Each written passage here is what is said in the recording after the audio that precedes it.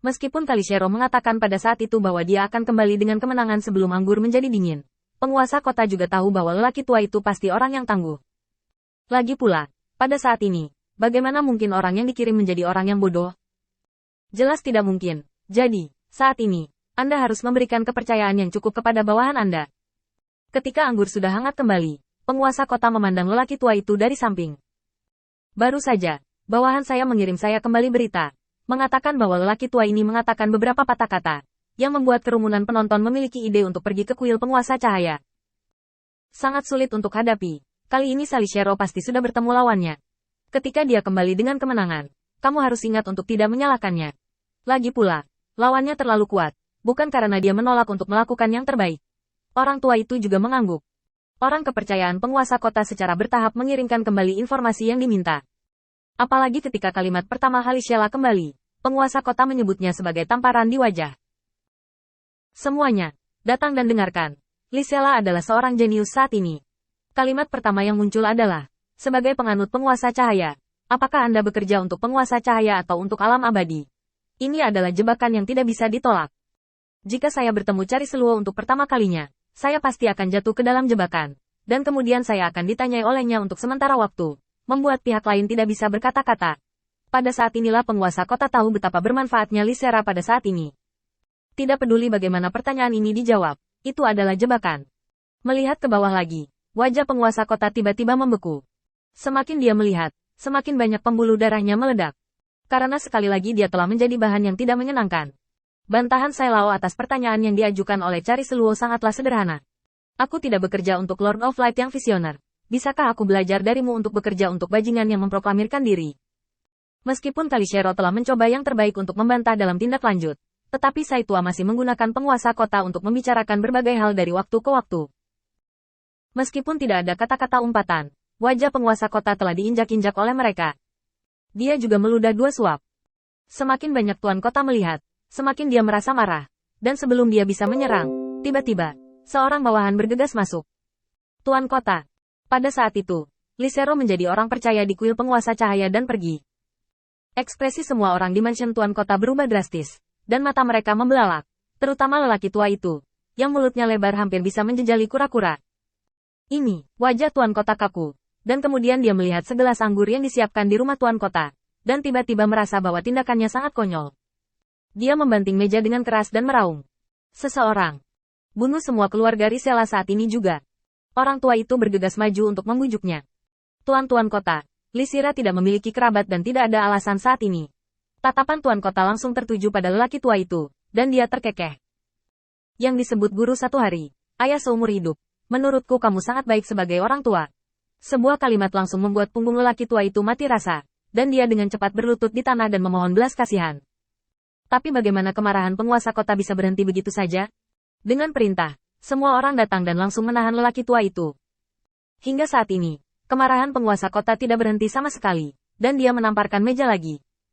Semua orang yang memiliki hubungan baik dengan Kalishela akan ditangkap dan disiksa oleh saya. Jika Kalishela tidak kembali dan meminta maaf kepadaku, aku akan membunuh semua temannya. Tuan kota yang marah membalikkan gelas anggur di atas meja, dan anggur dingin tumpah ke tanah. Dengan laporan konstan dari bawahannya, kemarahan penguasa kota semakin meningkat. Karena orang-orang ini semua meninggalkan kota terapung dengan kecepatan tercepat di bawah peringatan Kalishero. Dan untuk lelaki tua itu, setelah dikawal pergi, dia langsung melepaskan diri dari belenggu kedua orangnya dan melarikan diri. Adegan aneh seperti itu membuat hati tuan kota terapung tiba-tiba kosong. Segera hitung semua orang kepercayaannya, dan langsung bunuh posisi di kota terapung. Lagi pula, biksu itu tidak bisa lari dari kuil jika dia bisa lari. Saat ini, Lisiluo memiliki keberanian untuk lari. Dia masih tidak percaya bahwa Sailao bisa lari. Sekelompok orang bergegas mendekat, dan Penatua Sai masih terlihat acuh tak acuh, duduk di tanah, dan menjelaskan keraguan di hati mereka kepada beberapa utusan dewa di sampingnya. Tiba-tiba, kekuatan-kekuatan ilahi berkumpul menjadi puluhan bilah tajam, membunuh beberapa orang.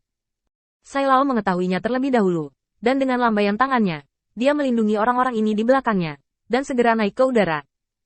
Saya pernah mendengar pepatah, seorang pria memakai pedang. Pedang adalah perjalanan seorang pria, dan kebajikan seorang pria. Aku tidak pernah membayangkan bahwa aku akan bertemu dengan orang bodoh yang menyelinap dengan pedang hari ini. Jika lelaki tua itu menebak dengan benar. Itu pasti orang idiot yang memiliki kesempatan untuk berdiri dan yang tidak peduli tentang menumbuhkan moralitas setelah dia bangkit.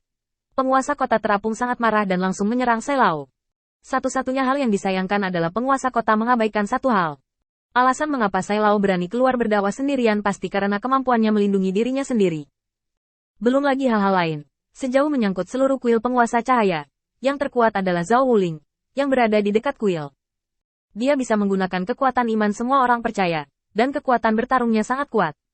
Kedua, itu dia dan Fatih. Binatang iblis Fatih tidak dihitung, dan satu orang adalah tim yang lengkap.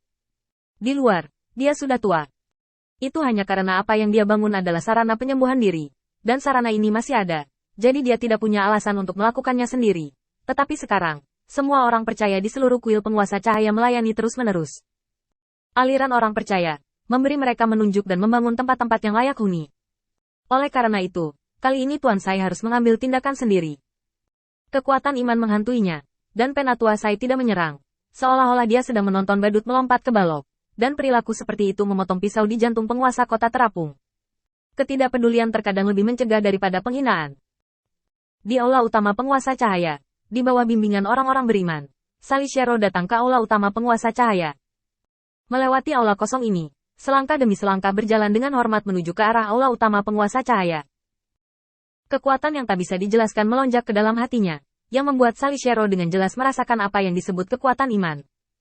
Kekuatan spesial ini membuat keraguan di hatinya menghilang dalam sekejap, dan dia punya tujuan, jadi dia tidak lagi harus mengandalkan sarkasme dan sarkasme untuk menemukan nilainya sendiri.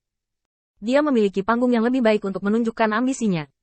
Ketika Salishero menaiki tangga depan aula utama, Qin Yichen akhirnya menemukan alasan dari cakar Athena. Seberkas cahaya jatuh dari langit, dan Qin Yichen juga muncul di puncak tangga, menatap Kali di bawah.